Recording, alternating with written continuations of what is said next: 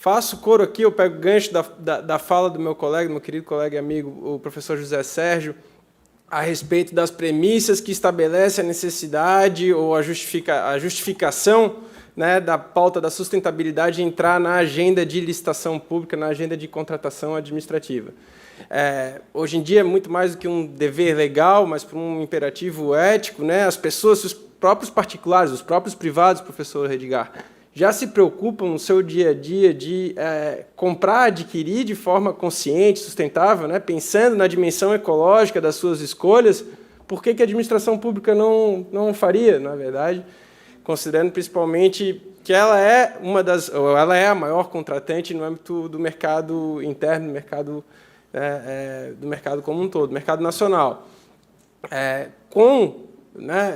Enfim, se exige da administração pública, ou se impõe à administração pública em virtude dessa nova ordem de pensamento, de comportamento, que ela tome em conta os impactos ambientais e ecológicos das suas escolhas, né, das suas contratações. Né? Nada mais coerente se exigir isso da administração pública se a gente, né, nas nossas próprias relações privadas, já age, de alguma maneira, dessa forma. A administração pública, então, quando ela vai levar em conta a dimensão ecológica no seu processo de contratação, ela visa, na minha percepção, já falo isso desde 2011, quando foi a primeira vez que eu fui convidado para falar sobre licitações sustentáveis lá na UFSC, ela visa realizar dois objetivos, no fim das contas. Né? Ela tem um poder de aquisição, ela compra muito, adquire muito produtos, serviços, etc., então, ela, ao pensar na dimensão ecológica das suas contratações, ela visa diminuir o impacto que ela própria causa sobre o meio ambiente, né, em termos de eficiência energética, em termos de descarte de resíduos e por aí vai. Além de reduzir o impacto que a própria administração pública provoca sobre o meio ambiente, ela como o professor José Sérgio colocou de forma muito brilhante, ela é capaz de, com isso, induzir todo um comportamento no mercado, atingindo, inclusive, os privados, os particulares. Pensa, a administração pública resolve agora, em toda a esfera, né, vamos fazer um raciocínio hipotético aqui, resolve dotar todos os prédios públicos de um equipamento de geração de energia elétrica, essas placas fotovoltaicas, né? E estipula uma agenda para dotar os prédios públicos com esse tipo de equipamento. Toda uma cadeia industrial vai se fortalecer, vai se formar no âmbito, inclusive, local, né? Não só para fornecer esse tipo de equipamento para a administração pública, mas depois para prover a manutenção, né, substituição e destinação final do equipamento que vai ficando velho e tem que ser substituído. Então, ela vai induzir comportamentos privados. Esse tipo de metodologia de serviço ecologicamente amigável, não, ou ecologicamente adequado, uma vez introduzido numa escala de produção induzida pela administração pública, tende, inclusive, a ganhar, essa produção tende a ganhar a escala e, eventualmente, né, alcançar valores um pouco mais acessíveis, inclusive para nós particulares. Vai estar acessível para nós, é isso que eu quero chegar, é nesse ponto que eu quero chegar. Então, em virtude dessas premissas que foram estabelecidas nas falas que me antecederam, me parece que é um dado bastante convincente o fato de que a administração pública deve usar do poder de compra dela para induzir comportamentos sustentáveis ou ecologicamente amigáveis. Há quem diga que a administração pública já podia fazer isso sem uma previsão na lei de licitações explícita ou específica, né, pelo menos em alguma dimensão. Há quem diga, não, vou nomear aqui, dar nome aos bois, o meu irmão Joel fala isso no livro dele de licitação. Ela fala assim, olha, sequer era preciso alteração no artigo 3º da lei de licitações para se comprar ecologicamente, de forma inteligente do ponto de vista ecológico-ambiental, porque a administração pública já tinha o dever de fazer isso, como o professor José Sérgio está colocando, sempre teve o dever de fazer isso, de considerar essa dimensão, pelo menos sob a perspectiva econômica. Né? Quando ela vai definir discricionariamente o objeto que ela vai contratar, ela deve fazer esse tipo de avaliação considerando todo o ciclo de vida do produto. Então, se ela tem duas opções, por exemplo, de objeto que pode satisfazer a necessidade dela, uma mais barata, mas com uma qualidade inferior, com uma durabilidade inferior, e a outra, eventualmente, mais onerosa, mas que pode, né, ter uma duração maior, enfim, uma rentabilidade maior, ela deveria necessariamente optar por essa, claro que considerando as limitações orçamentárias que ela eventualmente vai enfrentar em determinado momento.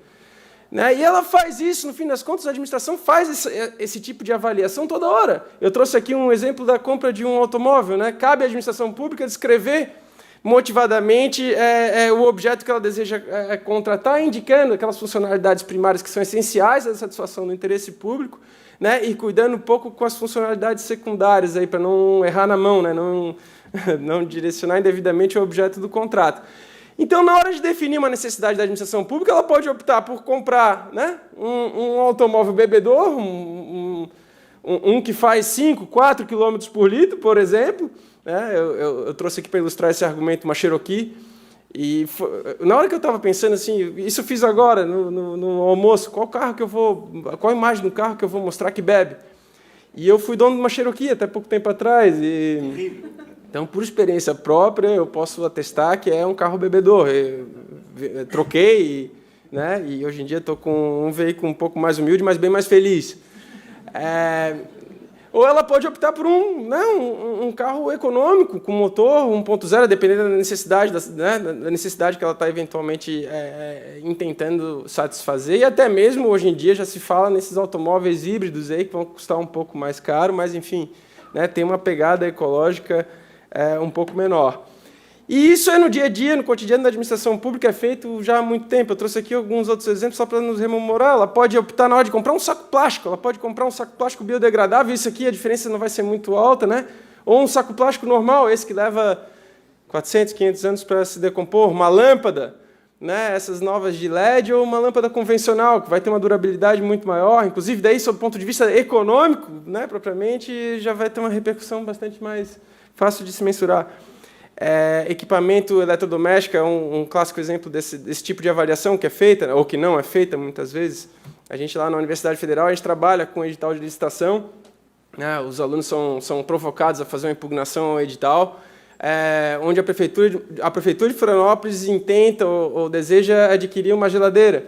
E a descrição do objeto ela é bem problemática, ela não menciona nada a respeito da eficiência energética desse equipamento, ela possivelmente vai adquirir, né, um equipamento com custo muito baixo, mas esses que têm um consumo de energia bastante maior. E ela poderia fazer essa avaliação e definir motivadamente lá na descrição do objeto que ela deseja, né, enfim, restringir ou induzir essa contratação para um equipamento com eficiência energética maior. Isso já era feito, ou já deveria ser feito, ou já poderia ser feito antes da alteração da Lei de Licitações, que foi promovida em 2010, como o professor Cristóvão colocou. Em 2010, para que não pairasse dúvida agora em matéria de contrato, porque antes eu concordo que se deduzia da Constituição essa obrigação, mas para o operador de direito lá na ponta era pisar em ovos. Será que eu posso optar realmente por um produto que é economicamente mais caro em prol, né, desse ecologicamente adequado? Enfim, existia uma dúvida concreta se ele poderia fazer essa operação muito por conta dessa pegada da Lei 8666, que, na minha percepção, ainda é preponderantemente vocacionada para aquisição ao menor custo. Né? Então, em 2010, vem uma alteração no artigo 3º da Lei de Licitações, que inclui lá, no artigo que estava tratando das finalidades e dos princípios da licitação pública, o desenvolvimento nacional sustentável como um dos princípios a ser alcançados pela licitação. O quadro que eu tenho, basicamente, ou a novidade, essa é a leitura que eu faço, a novidade que a alteração providenciada na Lei 8666 acaba provocando, ou nos acabou trazendo, é que se antes a possibilidade ou a avaliação, a utilização de critérios ambientalmente amigáveis na definição das necessidades da administração pública era uma faculdade, o gestor poderia tomar em conta essas questões de desempenho ecológico e ambiental na definição das suas necessidades, agora incorporando o desenvolvimento sustentável, o desenvolvimento nacional sustentável, uma expressão bastante peculiar, como uma das finalidades da licitação pública, isso passa a ser uma obrigação inequivocadamente cogente. Né? Agora, há um dever que, em tese, orienta o atuar da administração pública de considerar essa variável ambiental no processo de contratação. O dever, essa é a regra, considerar a dimensão ecológica nas contratações, que impõe daí como exceção, ou como, né, um caráter residual dessa obrigação geral, a necessidade do gestor motivar a escolha em sentido contrário. Essa é a leitura que eu faço. Agora, é obrigatório considerar a dimensão ecológica, e se eu não for, eventualmente, fazer uma escolha entre duas opções pelaquela que é ambientalmente mais adequada, eu tenho que motivar, eu tenho que justificar o porquê. Essa é a leitura que eu faço da novidade que foi promovida lá em 2010. E isso se dá, essa consideração da dimensão ecológica ambiental, se dá, basicamente, essa avaliação que eu faço, em 3 etapas ou em 3 oportunidades diferentes. Na definição do objeto, que era aquilo que a gente vinha falando nos exemplos anteriores, quando a administração pública vai definir aquilo que é apto a satisfazer a necessidade dela, a necessidade eventualmente apresentada a ela. Na seleção, isso hipoteticamente falando, na seleção do futuro contratado, do licitante, a gente vai ter restrições aqui, eventualmente, pesadas sobre a etapa de habilitação, mas a gente tem alguma margem de operação dentro do julgamento das propostas, e a gente também pode considerar ou incluir a variável ambiental no processo de contratação na execução do futuro contrato, na forma como o contratado vai cumprir com as suas obrigações contratuais. Eu trago aqui um exemplo, só para ilustrar um exemplo rápido em cada uma dessas etapas aqui. Na definição do objeto, pensem, meus caros, minhas caras, na execução de uma obra pública, ou na concepção de uma obra pública, de um edifício que vai atender alguma entidade administrativa, algum órgão da administração pública. Ela tem, diante dela, 2 opções. Ela pode desenhar arquitetonicamente aquele futuro prédio que vai servir às necessidades dela, uma escola, um posto de saúde, o que quer que seja, sob uma perspectiva convencional, uma arquitetura convencional, aquela que sairia em tese até possivelmente mais barato, ou ela pode incluir algumas metodologias práticas e alguns instrumentos que são desenvolvidos no âmbito da arquitetura e da engenharia para tornar o uso, a operação, tanto a construção, o uso e a operação desse prédio, desse edifício, dessa obra, ambientalmente mais adequada. Então, pode-se pensar lá, e aqui que eu estou trazendo, na concepção do design do prédio, trabalhar com elementos de ventilação cruzada para diminuir o uso de ar-condicionado. Isso já é uma tendência, a gente já está vendo em alguns prédios públicos essa preocupação. Em explorar de forma mais inteligente a iluminação natural para reduzir também o consumo de energia elétrica, dotar esses espaços com placas, enfim, de iluminação solar para geração, aquecimento da água ou geração da própria energia, aproveitamento de água da chuva, entre outras inúmeras possibilidades. Então, na hora de definir a necessidade dela, ambos os prédios eles vão atender aquela necessidade da administração pública, de uma ou de outra forma, em um e outro formato, com um outro design. A administração pública agora ela tem a possibilidade, ou isso já está melhor positivado, melhor aclarado, a possibilidade de ela incorporar essas técnicas ambientalmente adequadas na escolha, na definição do futuro objeto. Ela pode, hipoteticamente falando, ela poderia levar em conta alguns aspectos ambientais para selecionar o futuro contratado. A doutrina em matéria de sustentabilidade, em matéria de meio ambiente, direito ambiental, costuma recorrer ao lançar a mão da figura da certificação ambiental. A gente tem uma série de entidades privadas que certificam processos empresariais, produtivos, privados, para atestar que eles se desenvolvem de acordo com as boas práticas ambientais aí que são consagradas internacionalmente, ou às vezes que o insumo utilizado no processo produtivo dela é de procedência legal, lícita e etc. e tal. Então, se cogita, em alguma etapa do processo de seleção do futuro contratado, condicionar esse ato de julgamento de propostas, pelo menos, à apresentação de uma certificação ambiental qualquer, dá preferência para quem incorpora nas suas práticas essas melhores práticas ambientais. E uma terceira aqui na execução do contrato seria um caso clássico de preocupação ou de adoção de comportamentos ecologicamente amigáveis na execução do futuro contrato, seria exigir, por exemplo, numa obra pública qualquer, que se dê adequada destinação ao rejeito dela. Parece que nem é comum, a gente ver uma obra pública com aquele bota fora todo esculhambado do lado da própria obra, e às vezes fica lá largado por muito tempo. Então, a administração pública já condicionar, já exigir no contrato administrativo, como obrigação do contratado, que ele dê adequada destinação daqueles resíduos, enfim, reaproveite no que puder o resíduo da construção, diminua a quantidade de rejeito que aquele aquele produto inservível, né, para o descarte futuro, entre outras iniciativas. Então, são esses 3 conjuntos de atividades que podem ser objetos aí ou que abrem um maior campo de exploração para as licitações sustentáveis, para essa incorporação de boas práticas ambientais no processo de contratação pública. Quais são? A minha palestra se presta a tratar dos principais desafios e as possibilidades em matéria de licitação pública, né? Então, é um rasante aqui sobre alguns dos principais problemas, algumas das principais dificuldades e um horizonte que se avizinha, um horizonte promissor que se avizinha. Não, está bem. Obrigado. Na minha percepção, e pegando um gancho aqui com o que foi dito pelo professor Victor, pelo Dr. Paulo, né, e até pelo Cristóvão, em alguma medida, na minha concepção, é quase que cruel, se não diabólico, exigir do pregoeiro, né, ou da comissão de licitação, quem quer que seja, o domínio, conhecimento sobre que tipo de produto, insumo, metodologia de prestação de serviços, etc. e tal, poderia ser melhor ou mais adequada para o meio ambiente, ou menos impactante, menos poluente no meio ambiente que outra. Como o Dr. Paulo colocou aqui há pouco, às vezes o sujeito ele tem formação em odontologia, passou no concurso e está lá trabalhando com licitação pública, ele não faz a menor noção de que tipo de material, por exemplo, que está lá no rótulo de um detergente é tóxico ou é mais degradante do que o outro. Ele não conhece, ele não tem formação nessa área. Como é que ele ia incluir isso no objeto de licitação? Como é que ele ia definir que aquele produto atende ou é mais eficiente do ponto de vista ambiental e ecológico do que outro se ele não conhece isso? Né? E agora replica esse tipo de exemplo para toda a vasta gama de contratações que a administração pública tem que fazer recorrentemente.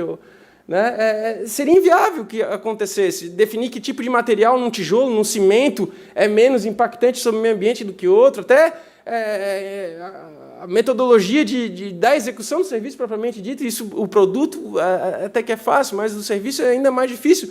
Pensa, vou comprar uma cadeira estofada, sei lá que tipo de insumo vai dentro dessa espuma, se existe uma alternativa no mercado menos impactante para essa espuma que estofa as cadeiras, o tecido, a fibra. A gente não faz a menor ideia se a gente não tiver essa informação, né, melhor tratada e disponibilizada para o gestor fazer esse tipo de opção. No fim das contas, ou ele acaba fazendo no escuro, ou ele reproduz e replica algo que ele viu, uma iniciativa que ele viu, que ele supõe que é adequada.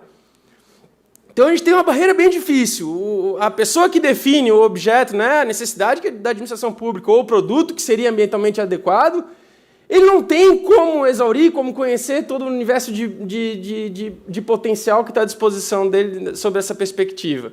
Aqui entra, ou aqui serviria muito bem que houvesse um banco de dados disponível para os gestores, para que eles pudessem se socorrer, principalmente nessas contratações que são mais recorrentes, né, material de limpeza, de expediente, supõem essas necessidades da administração pública bastante comuns, né, para que ele pudesse recorrer a esse material, essa informação previamente disponibilizada e daí fazer, né, e usar isso como um guia para fazer a seleção dessa definição do objeto dele. A AGU já tem um guia nesse sentido, a CGU, desculpa, já tem um guia nesse sentido, guia de licitações sustentáveis, onde ela incorpora lá as melhores práticas. Aqui está um exemplo, né? Ela diz o tipo de contratação que tem que ser, justificativa, como que isso poderia ser incorporado no edital e o cuidado que o gestor tem que tomar na hora de fazer esse tipo de previsão. Para mim, um dos grandes problemas, ou um dos grandes entraves das licitações sustentáveis decorre do próprio conceito da Lei 8666. A Lei 8666 ela foi editada sem pensar, sem se preocupar com a ideia de sustentabilidade, ou com a possibilidade de se pagar um pouco mais por um produto ecologicamente mais eficiente. Né? Por exemplo, eu trago aqui a impossibilidade de se exigir, em matéria ou na fase de habilitação, certificação ambiental das empresas concorrentes como requisito para disputar determinado contrato. A gente sabe que o rol de documentos que a administração pública pode exigir, pelo menos as modalidades de licitação comum previstos na Lei 8666, é um rol taxativo. E a jurisprudência tem sido bastante recorrente, ou ela está firme no sentido de que a administração não pode ir além daqueles documentos que estão previstos aí na Lei 8666. Rechaçando com isso qualquer iniciativa de inserção como condição de habilitação dos futuros contratados de certificações ambientais, seja um ISO, um equivalente, ou qualquer coisa do gênero, licenças ambientais e quejantes. Então, essa é uma dificuldade. A gente tem a interpretação da legislação da Lei 8666, da legislação atual, que impede a adoção desse tipo de prática, desse tipo de critério, desse tipo de filtro. Uma outra dificuldade, ou uma outra iniciativa que comumente é festejada no âmbito, nos estudos de sustentabilidade, diz respeito à contratação de produtos e serviços que são produzidos ou são oferecidos localmente, como uma forma de incrementar a cadeia econômica local, reduzir os impactos ambientais decorrentes do transporte daquele produto, etc. e tal. A gente também encontra na Lei 8666 uma vedação a esse tipo de exigência. Está lá, no artigo 3º também, no parágrafo 1º, diz que não podem ser veiculadas exigências relacionadas ao domicílio e sede do licitante. Então, não posso preferir contratar, por exemplo, licitantes do município de Florianópolis para fornecimento de algum tipo de produto, prestação de algum tipo de serviço. Já me encaminhando para a minha conclusão aqui, a boa notícia é que a legislação vem sinalizando, vem sendo aprimorada no sentido de incorporar esses aspectos ambientais no processo de contratação. Me parece que o percursor foi até anterior, foi a Lei Nacional da Política, a Política Nacional de Mudanças Climáticas, que prevê a variável ambiental como critério de desempate, mas aqui no RDC o assunto já está bem melhor tratado. Olha, considere como custo indireto também a variável ambiental, e está dizendo que lá na fase de habilitação pode ser exigida, sim, certificação ambiental, entre outras previsões. A lei das estatais, então, ela, além de reproduzir essas normas do RDC, ela avança e fala que, olha, na contratação, e daí ela discrimina, lá no artigo 32, uma série de variáveis ambientais que têm que ser consideradas na definição do objeto, na definição dos parâmetros de futura execução do serviço. O projeto de lei da nova lei de licitações, que está em trâmite agora na Câmara, a gente não sabe qual a versão que efetivamente estão trabalhando, incorpora, em alguma medida, alguma dessas boas iniciativas previstas lá no RDC e na lei das estatais, mas com uma série também de limitações. A expectativa que a gente tem é que, tomando muito aquela fala da professora Maria Paula Dallari Bucci de ontem, que o legislador consiga compreender todo esse movimento de aprimoramento das instituições que foi provocado pelo RDC, pela lei das estatais, etc., e conceba uma fórmula final que viabilize de forma inequívoca a possibilidade de se considerar, o dever de se considerar a dimensão ambiental nesse processo de contratação, autorizando com que opções eventualmente mais caras possam ser feitas na definição do objeto, quando ambientalmente assim se justificar, autorizando que se exija, no processo de seleção do particular, ou até impondo que se exija a variável ambiental como condição de contratação ou de seleção do futuro contratado e na execução do futuro contrato. Eu acho que em 15 minutos era essa a participação que a gente poderia fazer. Muito obrigado, doutora Cláudia.